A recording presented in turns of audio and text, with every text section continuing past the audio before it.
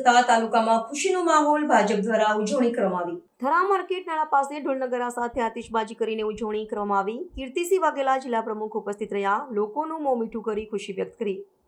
ઓગળ તાલુકો જાહેર થતા તાલુકા ભાજપ દ્વારા દેવદરબાર ખાતે ઓગળ બાપાના દર્શન કર્યા। ઓગળ મહંત બળદેવનાથ બાપુ દ્વારા આભાર વ્યક્ત કર્યો। ઓગળ તાલુકો જાહેર થતા દેવદરબાર જાગીર મઠ ઓગળ મહંતે ખુશી વ્યક્ત કરી। દેશના યશસ્વી વડાપ્રધાન આદરણીય શ્રી નરેન્દ્રભાઈ મોદી સાહેબના નેતૃત્વની અંદર સમગ્ર દેશ આજે વિકાસ કરી રહ્યો છે। આપણા રાજ્યના માનનીય મુખ્યમંત્રી શ્રી ભૂપેન્દ્રભાઈ પટેલ સાહેબની સરકારમાં આપણા બનાસકાંઠા જિલ્લાના વિકાસ માટે જનહિતને જનકલ્યાણ માટે થઈ બનાસકાંઠા જિલ્લાને એક નવીન વાવથરા જિલ્લો આપવામાં આવ્યો છે। એ બદલ પણ રાજ્ય સરકારનો હું અભિનંદન સહ આભાર વ્યક્ત કરું છું। સાથે 4 નવા તાલુકા આપવામાં આવ્યા છે। એમાં આપણા કાંકરેજમાંથી ઓગળ તાલુકો નવીન તાલુકો આપવામાં આવ્યો છે, જેનું વડું મથક થરા રહેશે। હાથે ધરણીધર તાલુકો જેનું વડું મથક ઢીમા રહેશે। સાથે હળાદ અને રાહ એમ કુલ 4 તાલુકા આપણને રાજ્ય સરકાર દ્વારા આપવામાં આવ્યા છે।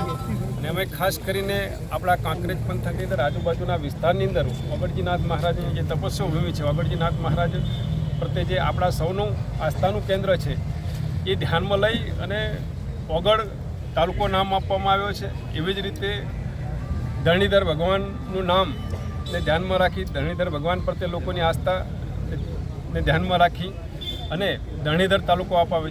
આ બંને તાલુકા એ ઓગળ અને ધરણીધરનું જે નામાંકન થયું છે એ આપણા સૌના લાગણીઓને ધ્યાનમાં રાખીને કર્યું છે। એ બદલ પણ આનંદ અને ગૌરવ સાથે હું રાજ્ય સરકારનો અભિનંદન સહ આભાર વ્યક્ત કરું છું।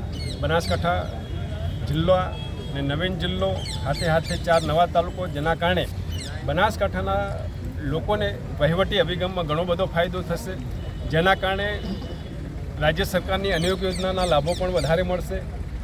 આવનારા દિવસોની અંદર જનહિતને જનકલ્યાણના કામોની અંદર પણ જે માઇલેજ અંતર ઘટશે, જેના કારણે પણ સમય શક્તિનો પણ વધારે આપણને ફાયદો થશે। અને આવનારા દિવસોની અંદર બનાસકાંઠામાંથી નવીન વાવ થરાદ અને પ્રભુત બનાસકાંઠા સાથે નવીન 4 તાલુકાની જે જાહેરાત સરકાર દ્વારા થઈ છે, જેના માધ્યમથી આપણા વિસ્તારનો વિકાસ વેગવંતો બનશે। આદરણીય નરેન્દ્રભાઈ મોદી સાહેબનું જે સ્વપ્ન છે, જે એમનો સંકલ્પ છે કે 2047માં ભારતને વિકસિત ભારત બનાવવું છે, તો આપણે સૌ સાથે મળી મોદી સાહેબના સંકલ્પને સાકાર કરવા માટે આપણો બનાસકાંઠા, આપણો વાવ થરાદ જિલ્લા સાથે નવીન જે તાલુકાઓની રચના થઈ છે, એ નવીન તાલુકાના લોકો બધા સાથે મળી આ વિકાસમાં આપણે જોડાઈએ અને આપણે સૌ મોદી સાહેબના સંકલ્પનું વિકસિત ભારત બનાવીએ। ધન્યવાદ। ભારત માતા કી જય।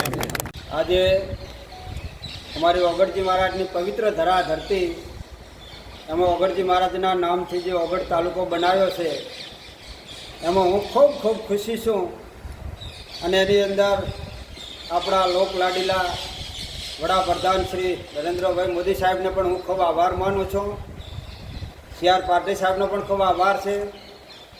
આપણા મુખ્યમંત્રી ભૂપેન્દ્રભાઈ પટેલ અને અમારા ખૂબ ઓગળજી મહારાજના આશિકને ઓગળજી મહારાજના સેવક અને મને ખૂબ મારા પ્રિય એવા જિલ્લાના અધ્યક્ષ અમારા કીર્તિસિંહજી વાઘેલા સાહેબને હું મારા અંતરથી આંતેડાથી ખૂબ ખૂબ આશીર્વાદ આપું છું કે સદાય માટે માં ભગવતી ઓગળજી એમની ખૂબ શરતી કળા કરે। આજે ઓગળજી મહારાજ તો અવજર અમર છે। કવિએ કીધું છે કે ઓગડા ખંડા ઓલિયા, નવખંડ નાચે ધર્મ ઝંડા, ઓગળ મોટા ઓલિયા। જગતની અંદર નવખંડની અંદર જ્યારે ઓગળજી મહારાજના નેજા ફરૂકે છે, એમાં આજે લોકશાહીની અંદર જ્યારે અમારા અધ્યક્ષ જિલ્લા બનાસકાંઠા અધ્યક્ષ કીર્તિસિંહ વાઘેલા સાહેબે બાપાનું જ્યારે નામ દિલ્હી તાલુકા લેવલે લખાયું છે, એમાં એમને હું ખૂબ ખૂબ આશીર્વાદ આપું છું। મારી ઓગળજી મહારાજના ઓગળજી તાલુકામાં જે વસ્તી છે એમને ખૂબ વિકાસ થાય, ખૂબ પ્રગતિ થાય અને ખૂબ શિક્ષિત થાય। અને મારો ઓગળ તાલુકો જે બને છે એ મને એવું છે કે મારે ઓગળ તાલુકો આ નિવેશની બનશે અને ખૂબ ખૂબ શિક્ષિત બનશે। એવા મા ભગવતી હિંગળાજના ઓગળજી મહારાજના આશીર્વાદ આપું છું કે સદાય માટે મારો તાલુકો ખૂબ સુખી રહે, ખૂબ આગળ વધે અને ખૂબ પ્રગતિ થાય। બોલો શ્રી ઓગળજી મહારાજ।